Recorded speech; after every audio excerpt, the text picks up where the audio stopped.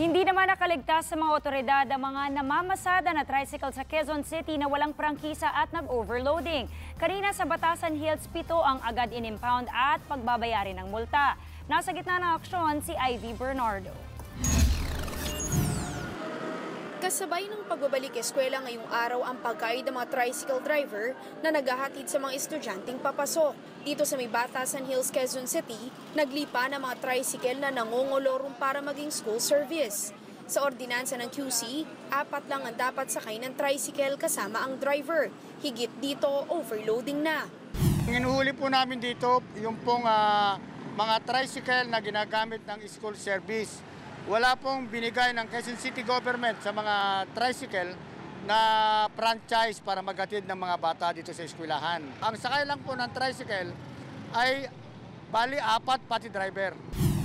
7 tricycle ang agad na sampulan ng Tricycle Regulatory Unit. Kabilang ang overloading, kolorum at walang lisensya. Kanya-kanyang paliwanag naman ang mga nahuli. Kolorum daw.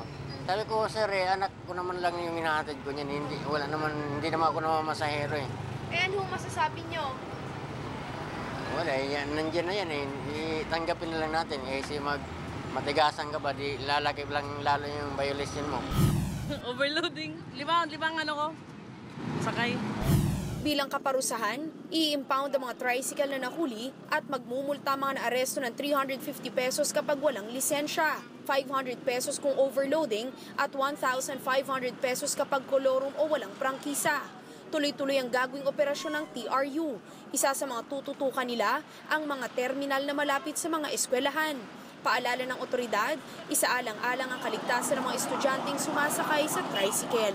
Umaaksyon, Ivy Bernardo, News 5. Sure to come back. Use 5 everywhere. Copyright 2016.